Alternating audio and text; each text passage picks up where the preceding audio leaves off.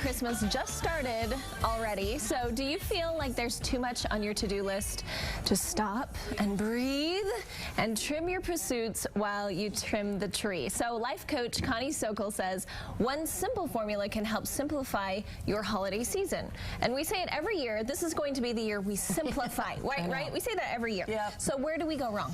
Well, I think women especially, we get so well-intentioned and then we forget that nothing's eliminated from our schedule, but it's only been added on. And we start off pretty good, but then by about 2 weeks, a week and a half before Christmas, we're starting to feel that scary feeling. I just spoke to some women a couple weeks ago, and this woman came up to me and she said, I was feeling that hyperventilating feeling, but now I feel better. And that's what we do. So I think we can just do a few principles that can get rid of that. And you have this beautiful quote from Carolyn Rasmus. Yes, it's about simplifying is enhancing our ability to focus on things that really matter and to deliberately choose our priorities and to refuse to let unimportant things take over the things of real importance. And to me, that's the definition of the holidays, because there's so many more options and everything's coming at you. You've got to have a plan. You've got to have a thing that you can say, this is what we're doing. And I encourage people to do what I call a feeling focus.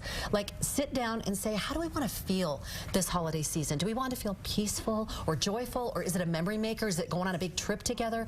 You choose how you want to feel from the holidays and then choose the activities that will support that. So you're not just randomly running around to everything, grabbing and taking your children with you.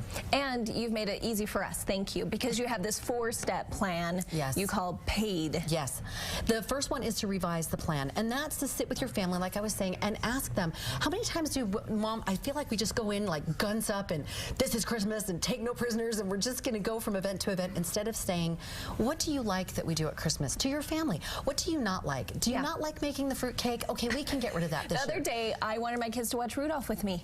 They did not want to watch it one bit, and I was so sad, but I let it go. And there goes the tradition. We have these festival lights at our little town, and I love to go see them. And one year, they're just like, Mom, can we give it up? You know what I mean? So it's okay. You can let go of some of those things, but ask your family, involve them, revise the plan. So we plan, and then we abbreviate. Exactly. In fact, I was reading this talk recently about bees, 60,000 bees that it takes to make 1/12 of a teaspoon.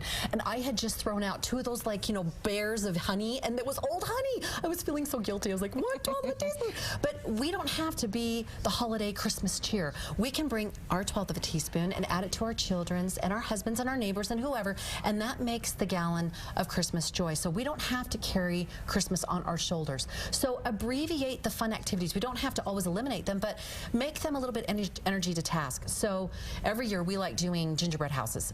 It's a 3-hour tour, and that sticky icing stuff, it just gets everywhere, but like on the gingerbread. So we found those little mini houses, and now we just do the one little house. It's an hour. We all have cocoa, and everything is happy. Great idea. Make it shorter, make it less stress and more fun. And we were just talking to Janine about the gifts. Do we need to abbreviate our gift giving too? Absolutely, and I think that is such a stress for people, because so often they already have everything and you're racking your brain, what should I get them? But it doesn't mean there's a lack of feeling if you make it more efficient for your gift giving. It's just as long as you feel joyful. It doesn't help if you're going all out and you're so mad to get that package off to grandma. Just be happy and do simple. Some years we've donated to a variety of causes, and then we've made a simple homemade ornament as a family and said, you've donated to such and such, so they can put it on their tree every year and say, we donated to those things. Or we alternate gift giving with doing memory makers, which is we do a trip. Like this year, we're going to spend it in San Diego. And so those kinds of things where you feel like we're bonding together, we're having fun. We've sled Park City, we played tennis in St. George together. I have friends who are more noble, and they build houses for the impoverished people, you know, at Christmas. But whatever it is, choose something that will create bonds and memories and a good, happy feeling rather than And then the third thing I think most women, I do anyway, have a hard time with, and that is delegating things to other people. Like, I'm really going to let my husband wrap a present. I know. And that's the thing. It's more than delegating. It's more of us letting go of that cookie cutter Christmas. And because we want it to be lovely and pretty and look like Pottery Barn. But you know what? It's a family holiday. And so if you let your little kids wrap those gifts, it is so cute. Somebody, you hand it to them and they go, oh, little Santa's helper, you know? It's darling. That's true. That's especially what we with grandmas. want. Exactly. And if they don't have that response, That's not our problem.